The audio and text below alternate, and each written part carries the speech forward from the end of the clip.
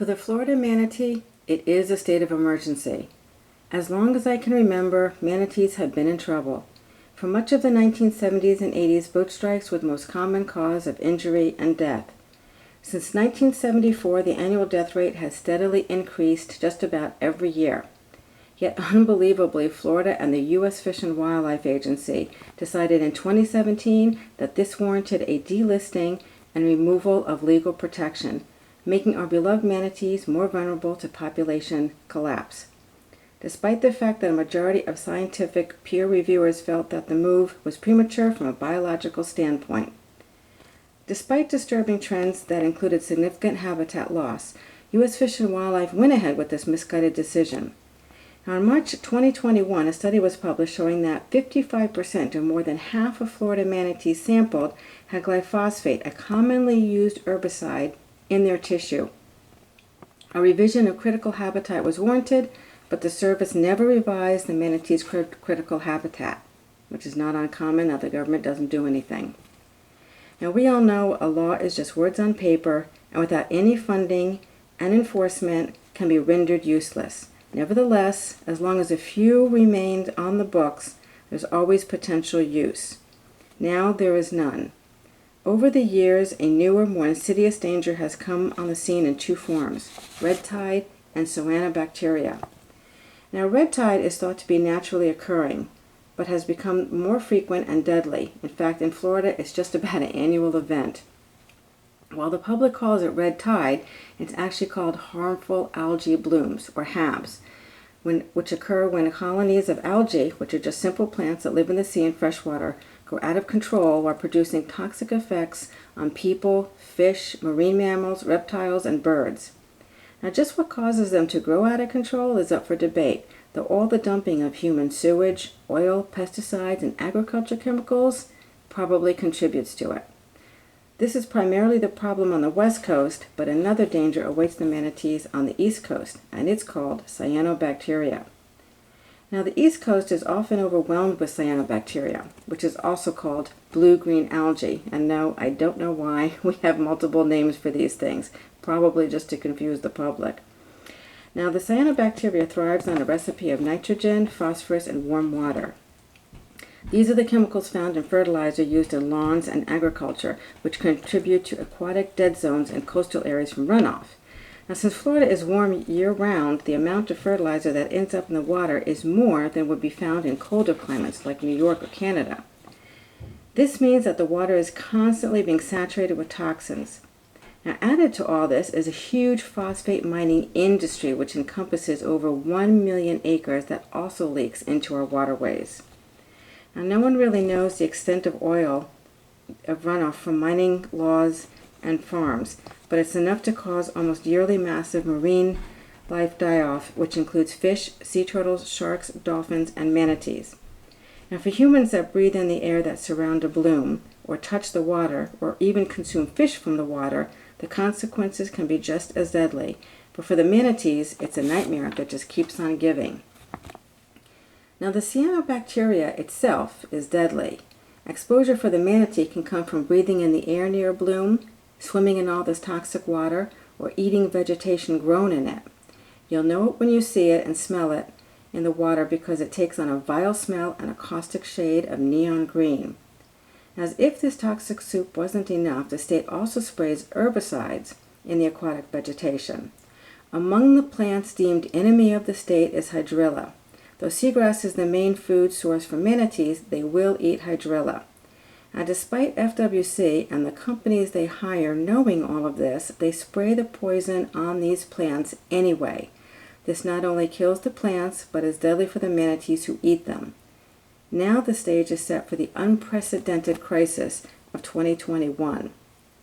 A new study published in March of 2021 sheds more light on the possible causes for the sick and dying manatees. While 90% of their food source has already been killed by spraying just since January of 2021, the type of chemical sprayed is also of grave and confusing concern. In an ironic twist, the most popular herbicide used by FWC is diquat dibromide. The study shows that bromide molecules detected in cyanobacteria which can be found on the hydrilla plant, were made more toxic when sprayed with, you guessed it, Dequat, which contains bromide. This causes the cyanobacteria blooms to become even more dangerous to just about all living creatures. Now, attempts to get an answer from FWC as to why they're spraying this toxin known to cause the explosion of the bacteria have gone unanswered. However, the EU has banned Dequat and all products containing it in 2018. And according to the New Jersey Department of Health, they consider it to be quite deadly to humans as well. And yet Florida seems like addicted to it. Now, all this spraying and dumping has finally bubbled up to where the die-off is officially classified as an unusual mortality event. A new cause of death among manatees has emerged: starvation. So in other words, all these years the manatees were basically swimming in poisonous water and consuming plants that were sprayed with poison, but now we've killed off those plants, so now they are starving. Along the stretches of the East Coast, including the Indian River Lagoon, which is almost going to be declared dead at this point, we have lost 90% of the seagrass. A whopping over 870 manatees have died just between January and July of 2021. You know, in ancient times, manatees were often mistaken for mermaids by sailors. But unfortunately for manatees, the magical myth of mermaids will not be able to stave off extinction as long as Florida continues down the road of dumping into waterways and their addiction to spraying poison continues unfettered. Now, if you're interested in helping the manatees now, you might want to contact FWC and request that they stop spraying toxic herbicides immediately. And the go-to guy for that would be Matt Phillips. He's the biological administrator. He's the one in charge of all of this. And there's more information on him to come. His email is mattv.phillips@myfwc.com, and his number is 850-617-9430. Of course, if you're a homeowner, you want to stop using chemicals on your lawn. Lawns will actually be healthier if you plant native plants that don't suck up all the water or need chemicals to grow. Of course, any sick and injured manatee should immediately be reported to FWC at 888-404-3922. And if you're part of a homeowner association, you might want to educate them about not continuing to use poison. By the way, all of this that you put on your lawns leaches into your drinking water. So you're literally poisoning yourself. Many of these tips and others can be found at the website savethemanatee.org. And you can also Google for more information. Now, just an interesting note to get back to is that several FWC employees are also officers of a lobbying firm, the Florida Aquatic Plant Management Society. Gee, it almost sounds like a group of housewives sitting around having coffee, but it's not. One of these officers is Natalie Vischer. She's one of the biologists in the invasive plant management section of FWC.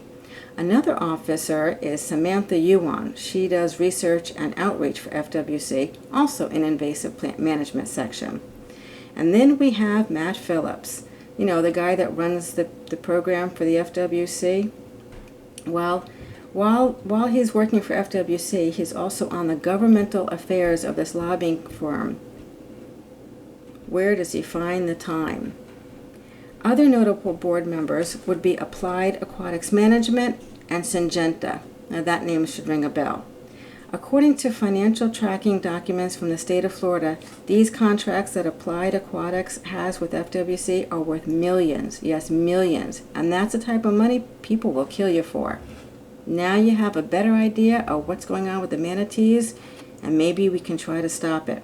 And this has been your Reality Checks with Staci-lee.